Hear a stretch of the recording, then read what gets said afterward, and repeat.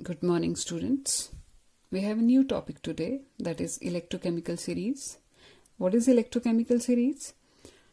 You remember we connected copper electrode with standard hydrogen electrode in our previous lecture, and with the help of standard hydrogen electrode whose reduction potential is arbitrarily fixed as 0.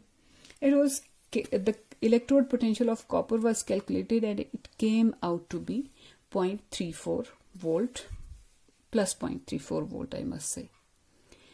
When we connected zinc with standard hydrogen electrode, the standard electrode potential of zinc was found out to be minus 0.76 volt. Now, when we connect many other electrodes with standard hydrogen electrode in order to measure their electrode potentials, then we concluded there are two types of metals. One type is on which oxidation took place when they were connected with standard hydrogen electrode, and their electrode potential was found out to be negative. जब उन पे oxidation होगी तो उनकी reduction potential जो है वो negative होगी, क्योंकि जिन पे हाइड्रोजन के सामने जो ऑक्सीडाइज हो जा रहा है, इसका मतलब उसकी रिडक्शन पोटेंशियल जो है वो हाइड्रोजन से भी कम, हाइड्रोजन से कम यानी कि 0 से भी कम, यानी कि नेगेटिव होगी। और ऐसा इलेक्ट्रोड जो था वो स्टैंडर्ड हाइड्रोजन इलेक्ट्रोड के सामने एनोड बना होगा, जैसे कि zinc was anode in front of standard hydrogen electrode. But दूसरी टाइप क्या हुई? ऐसे इलेक्ट्रोड्स जिनको स्टैंडर्ड हाइड्रोजन इलेक्ट्रोड के साथ कनेक्ट किया तो उस इलेक्ट्रोड पे रिडक्शन हुई और स्टैंडर्ड हाइड्रोजन इलेक्ट्रोड पे ऑटोमेटिकली ऑक्सीडेशन हुई, और वो वाला दूसरा जो मेटल थी वो कैथोड की तरह एक्ट किया होगा स्टैंडर्ड हाइड्रोजन इलेक्ट्रोड के साथ। ऐसी मेटल्स की इलेक्ट्रोड पोटेंशियल या लेटेस्ट कन्वेंशन इलेक्ट्रोड पोटेंशियल की जगह हम रिडक्शन पोटेंशियल कह देते हैं, तो उनकी रिडक्शन पोटेंशियल जो है वो पॉजिटिव बनी होगी, पॉजिटिव में आएगी। अब इससे पहले देयर वर टू टर्म्स, एक रिडक्शन पोटेंशियल और एक ऑक्सीडेशन पोटेंशियल भी यूज किया जाती थी एक term. So we must now not have any sort of confusion. Reduction potential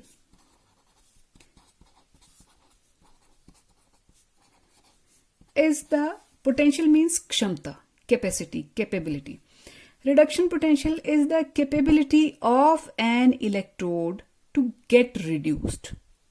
दूसरे से अपनी रिडक्शन करवानी है किसी इलेक्ट्रोड ने, और अपनी रिडक्शन करवाने की उसकी कितनी क्षमता है। अपनी रिडक्शन तभी करवाएगा जब दूसरे से इलेक्ट्रॉन स्नैच करेगा, लेगा, तो उस शक्ति को, उस क्षमता को उसकी कह देते हैं रिडक्शन पोटेंशियल। पहले एक ऑक्सीडेशन पोटेंशियल वर्ड भी यूज किया करते थे, क्योंकि अगर किसकी रिडक्शन पोटेंशियल x पॉजिटिव होती है तो oxidation potential automatically x negative आ जाएगी, कि अगर आप में इलेक्ट्रॉन खींचने की कैपेसिटी प्लस x है तो इलेक्ट्रॉन छोड़ने की कैपेसिटी, ऑक्सीडेशन पोटेंशियल हुई कि tendency to lose electron, capacity to lose electron. अगर आप में इलेक्ट्रॉन अट्रैक्ट करने की टेंडेंसी प्लस x है तो छोड़ने की टेंडेंसी माइनस x होगी।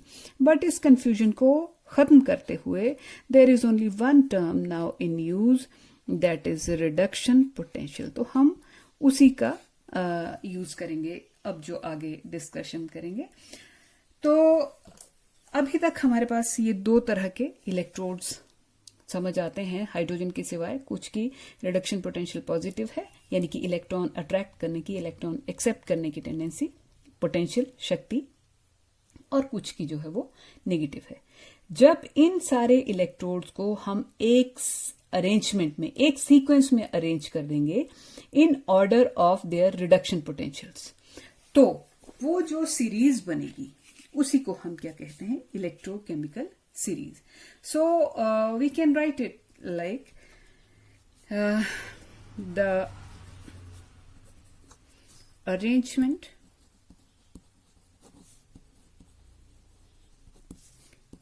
of different electrodes in order of their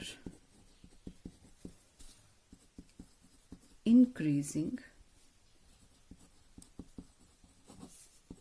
reduction potentials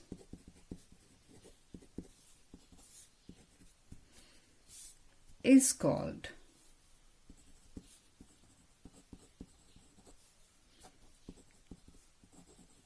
electrochemical series or activity.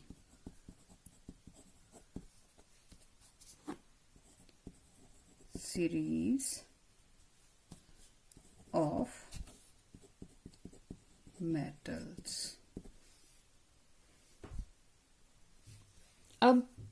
Now we take a reaction Ag positive plus 1 electron gives you Ag. This is solid, it can be aqueous. Silver is an electrode and this can have such kind of reaction. And standard hydrogen electrode का reaction तो आपने देखा ही है. अगर reduction होनी है तो ये रिएक्शन होगा, ऑक्सीडेशन होनी है तो इससे उल्टा रिएक्शन होता है. अब सिल्वर की रिडक्शन पोटेंशियल जो है दैट इज 0.80 और हाइड्रोजन इलेक्ट्रोड की तो 0.0 वोल्ट है ही. सिल्वर की रिडक्शन पोटेंशियल प्लस 0.80 होने का मतलब ये है कि अगर सिल्वर और hydrogen they are connected in a cell तो सिल्वर की रिडक्शन पोटेंशियल ज्यादा है. इसका मतलब इस रिएक्शन में जो रिड्यूस्ड फॉर्म होगी, रिड्यूस्ड फॉर्म यहां पे सिल्वर है और सिल्वर अगर इलेक्ट्रॉन लूज कर देगा, ऑक्सीडाइज हो जाएगा तो इसकी ऑक्सीडाइज्ड फॉर्म जो है वो Ag1 पॉजिटिव है. और वैसे ही ये हाइड्रोजन की रिड्यूस्ड फॉर्म है और H पॉजिटिव जो है वो इलेक्ट्रॉन लूज करने के बाद बनती है, इसलिए ऑक्सीडाइज्ड फॉर्म इसकी ये हुई. अब सिल्वर की रिडक्शन पोटेंशियल प्लस 0.80 होने का सीधा सा मतलब है, इससे ज्यादा है ये, तो silver which is reduced form between Ag and Ag1 positive. Silver इस हाइड्रोजन के सामने जब हाइड्रोजन के साथ कनेक्ट करना है, या सिल्वर कहीं भी जब रिडॉक्स रिएक्शन में इन्वॉल्व होगा तो या तो Ag1 पॉजिटिव एक इलेक्ट्रॉन एक्सेप्ट करके सिल्वर बनाएगा, या दूसरी पॉसिबिलिटी क्या है, Ag will give you Ag1 positive plus 1 electron, depending upon कि दोनों में से कौन ज्यादा स्टेबल है. हाइड्रोजन के साथ कनेक्ट करेंगे तो reduced form of silver is more stable, यानी कि सिल्वर इस फॉर्म में रहेगा, इस फॉर्म में नहीं रहेगा. तो सिल्वर जो है वो इलेक्ट्रॉन खाएगा और ये प्रोडक्ट होगा. सिल्वर इलेक्ट्रॉन एक्सेप्ट करेगा तो हाइड्रोजन को इलेक्ट्रॉन छोड़ना पड़ेगा, यानी कि हाइड्रोजन ऑक्सीडाइज्ड फॉर्म में रहेगा, हाइड्रोजन में ये वाला रिएक्शन होगा और सिल्वर में के केस में ये वाला रिएक्शन होगा. तो सिल्वर की रिडक्शन होगी और हाइड्रोजन की ऑक्सीडेशन होगी. सेम वे एक और एग्जांपल लेते हैं, जैसे reduction potential of Fe2 positive and Fe यह है -0.44 और हाइड्रोजन की हमें मालूम ही है. तो Fe2 positive plus 2 electrons gives you Fe और इसकी रिडक्शन पोटेंशियल -0.44 है, हाइड्रोजन से कम है. This is reduced form of iron and this is oxidized form of iron. और रिडक्शन पोटेंशियल आपकी जो है वो हाइड्रोजन से कम है. इसका मतलब आपकी रिड्यूस्ड फॉर्म हाइड्रोजन के सामने जो है वो नहीं रह पाएगी. हाइड्रोजन के सामने आपकी कौन सी फॉर्म रहेगी? Oxidized form. इसका सीधा सा मतलब ये होता है कि ऑक्सीडाइज्ड फॉर्म रहने का आयरन को कैसा रिएक्शन देना पड़ेगा? अपनी ऑक्सीडाइज्ड फॉर्म बनानी पड़ेगी उसको. आयरन पे ये रिएक्शन होने वाला है, यानी कि आयरन क्या बनने वाला है? एनोड. जब इसको हाइड्रोजन इलेक्ट्रोड के साथ कनेक्ट करेंगे. और हाइड्रोजन इलेक्ट्रोड पे क्या होने वाला है?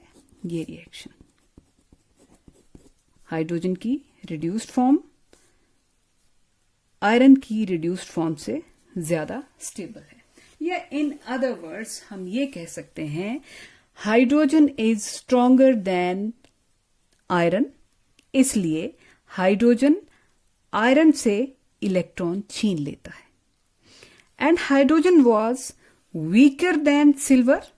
इसलिए सिल्वर ने हाइड्रोजन से इलेक्ट्रॉन छीने और उसकी रिडक्शन हुई.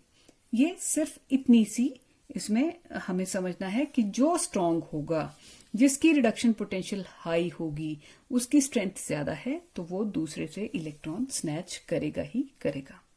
अब हम एक नजर इलेक्ट्रोकेमिकल सीरीज पे डालेंगे. This is our electrochemical series.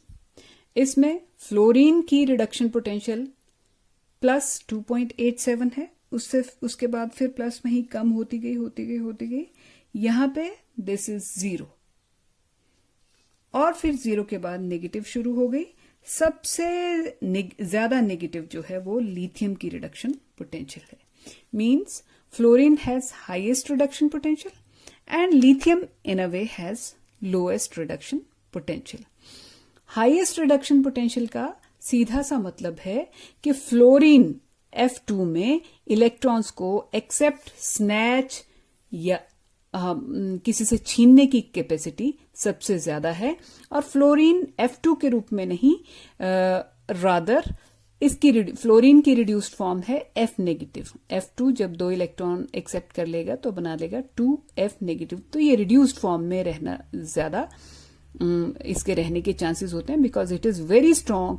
F2 is very strong in accepting, snatching electrons. और ये इलेक्ट्रॉन स्नैच या एक्सेप्ट करने की टेंडेंसी अब नीचे कम होती जा रही है. और जैसे हम यहां चले जाएं लिथियम में, तो लिथियम को देखें कि lithium 1 positive is oxidized form and lithium is reduced form. तो लिथियम की रिड्यूस्ड फॉर्म जो है वो बहुत कम स्टेबल होगी, यानी क्योंकि उसकी रिडक्शन पोटेंशियल -3.05 है. तो lithium has lowest reduction potential. इसलिए लिथियम का इस रूप में रिड्यूस्ड फॉर्म में रहना जो है वो बहुत कम पॉसिबल हो पाएगा. ये मैक्सिमम किस फॉर्म में रहेगा? अपनी ऑक्सीडाइज्ड फॉर्म में. जहां भी कंपटीशन आएगा lithium will have to lose electron, क्योंकि फिलहाल ये सबसे कमजोर है इलेक्ट्रॉन खींचने के मामले में, लेकिन इलेक्ट्रॉन देने के मामले में उतना ही स्ट्रांग है. क्योंकि जो इलेक्ट्रॉन लेने के लिए जितना कमजोर है, इलेक्ट्रॉन देने के लिए उतना ही स्ट्रांग होगा. तो lithium is strongest donor of electron. और जो इलेक्ट्रॉन डोनेट करता है उसकी अपनी ऑक्सीडेशन होती है, लेकिन दूसरे की वो रिडक्शन करवा रहा होता है. So lithium is the strongest reducing agent in a way. फिर से सुन लें, क्योंकि लिथियम की रिडक्शन पोटेंशियल सबसे कम है, इसलिए लिथियम का ऑक्सीडाइज होना जो है वो बेहद आसान है. इसको इलेक्ट्रॉन लूज करने ही पड़ते हैं, क्योंकि इलेक्ट्रॉन एक्सेप्ट करने की इसकी पावर बहुत कम है. तो ये किसी भी रिडॉक्स रिएक्शन में ये लूज करेगा इलेक्ट्रॉन्स. एनोड बनेगा, इसकी ऑक्सीडेशन होगी. जब इसकी ऑक्सीडेशन होगी तो दूसरी स्पीशी की ये करवाएगा reduction. Therefore lithium is the strongest reducing agent. और उसी तरह से fluorine is the weakest reducing agent. Fluorine is the weakest reducing agent. Lithium is strongest reducing agent. On the other hand हम ये कह सकते हैं कि फ्लोरीन इलेक्ट्रॉन स्नैच करने में बहुत स्ट्रांग है. इलेक्ट्रॉन स्नैच करेगा तो अपनी रिडक्शन करवाएगा, लेकिन जिस स्पीशीज से इलेक्ट्रॉन स्नैच करेगा उसकी ऑक्सीडेशन होगी। तो ये दूसरे की ऑक्सीडेशन करवाने में बहुत माहिर है। It is the strongest oxidizing agent. Fluorine is strongest oxidizing agent, lithium is weakest oxidizing agent, lithium is strongest reducing agent, fluorine is weakest reducing agent। और इन बिटवीन जो टेंडेंसीज हैं वो ग्रेजुअली कम या ज्यादा, जो भी ट्रेंड चला होगा इधर से इधर को और उधर से उधर को, उस तरह से धीरे धीरे कम होता जाएगा। जैसे ये स्ट्रॉन्गेस्ट रिड्यूसिंग एजेंट है, ये उससे कम स्ट्रॉन्ग, ये उससे कम, ये उससे कम, ये उससे कम, उससे कम, इस तरह कम होगा। ये स्ट्रॉन्गेस्ट ऑक्सीडाइजिंग एजेंट है। अगर हम नीचे को आएंगे तो ये उससे कम स्ट्रॉन्ग ऑक्सीडाइजिंग एजेंट होगा, ये उससे कम, उससे कम, उससे कम, उससे कम, उससे कम, और ये सबसे कम। Applications of standard hydrogen, applications of electrochemical series।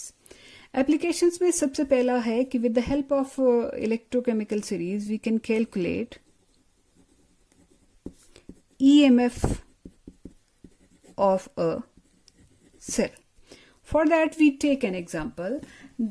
The example is that we have made a cell of dipping copper in copper sulfate। Copper sulfate की concentration 1 molar है, and on the other hand nickel has been dipped in nickel sulfate solution, उसकी concentration भी 1 molar है। तो the question is कि जब दोनों को connect करेंगे तो what will be the and electrode potential of copper and nickel have also been given। So our question is what will be the EMF of the cell। अब सबसे पहले हमने बिना कनेक्ट किए भी अगर देखना हो तो reduction potential of copper is +0.34 volt and निकल की है -0.25 वोल्ट। कॉपर की रिडक्शन पोटेंशियल ज्यादा है, तो जाहिर सी बात है हम बिना सेल कनेक्ट किए जो ज्यादा रिडक्शन पोटेंशियल वाला है वो क्या बनने वाला है, कैथोड। कैथोड होगा कॉपर का और एनोड होगा निकल का। इतना तो हमें समझ आता है। तो ईएमएफ ऑफ द सेल हमने कैलकुलेट करनी है और सेल रिएक्शन बताना है। ईएमएफ ऑफ सेल हो जाएगी, ईएमएफ का फॉर्मूला होता है ई कैथोड माइनस ई एनोड। कैथोड होता है जिसकी रिडक्शन पोटेंशियल ज्यादा हो, दैट इज 0.34 वोल्ट, और एनोड कौन होगा जिसकी रिडक्शन पोटेंशियल कम है और वो निकल है। निकल की है -0.25, तो ये आ गया 0.34 प्लस 0.25, ये आ गया 549.59 volt. This will be EMF of this। Now if we are asked what shall be the cell reaction, तो वो भी हम सिंपली इलेक्ट्रोड पोटेंशियल्स को देख के बता सकते हैं। जिसकी रिडक्शन पोटेंशियल ज्यादा है वहां पे रिडक्शन होनी है, जहां पे कम है वहां पे ऑक्सीडेशन होनी है। Let us right that. तो हमें मालूम है निकल की रिडक्शन पोटेंशियल कम है, तो निकल के इलेक्ट्रोड पे हम लिखेंगे निकल 2 पॉजिटिव प्लस 2 इलेक्ट्रॉन्स, वहां पे ऑक्सीडेशन होनी है।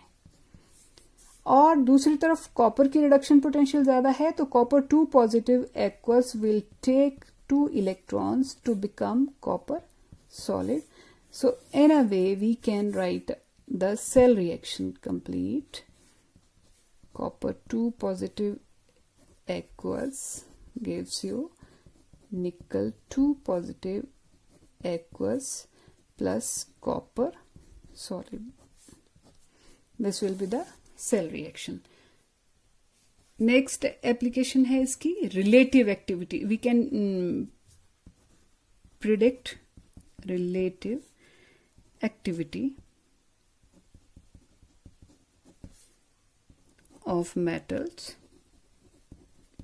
For example, if we are given Fe and copper, we know the reduction potential of copper is 0.34 and iron is -0.44। So we can say Fe has lesser reduction potential than copper। Any metal with lesser reduction potential will displace the other metal from its salt।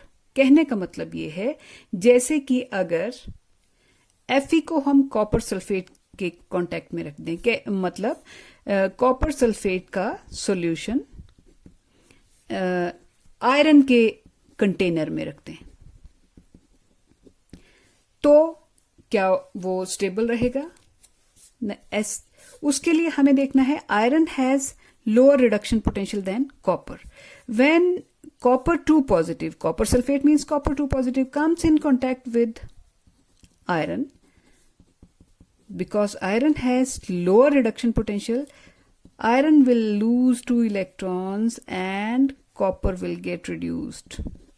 That means iron vessel will decay.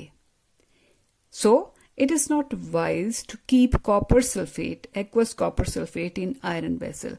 So whenever there is such question, then we have to see that container should have higher reduction potential than the salt contained in it. Otherwise, container will start getting oxidized and it will decay and the vessel will be spoiled. So or other either we can say it simply that we by knowing the reduction potentials, we can say that this metal will replace this metal from its salt, and for practical applicability we can solve the questions relating to such problems, whether we can keep this salt in this container or not. तो वहां पे हमें क्या देखना होता है कि salt वाली मेटल की रिडक्शन पोटेंशियल अगर कंटेनर की रिडक्शन पोटेंशियल से ज्यादा है तो कंटेनर ऑक्सीडाइज कर जाएगा, डिके कर जाएगा, जो कि नहीं होना चाहिए. तो वैसा हम नहीं कर सकते. इसका हमें एक और एग्जांपल लेते हैं. जैसे can we store zinc sulphate in iron vessel. Zinc sulphate की रिडक्शन पोटेंशियल -0.76 है, तो zinc will not be able to oxidize iron. इसलिए इस केस में आयरन का वेसल डिके नहीं करेगा. We can store. एक और एप्लीकेशन इसकी है कि कौन सी मेटल्स हाइड्रोजन गैस लिबरेट करवा देंगी किसी एसिड से. Metals with negative reduction potential जैसे जिंक है, अगर ये किसी एसिड के कांटेक्ट में आता है तो जिंक विल लूज इलेक्ट्रॉन्स और एसिड का जो हाइड्रोजन वाला H पॉजिटिव पार्ट होगा वो इलेक्ट्रॉन्स लेके जो है वो हाइड्रोजन गैस लिबरेट करवाएगा. तो always remember that metals with negative reduction potential get oxidized in presence of H positive. Therefore, they are capable of liberating hydrogen from any acid. Okay, thank you.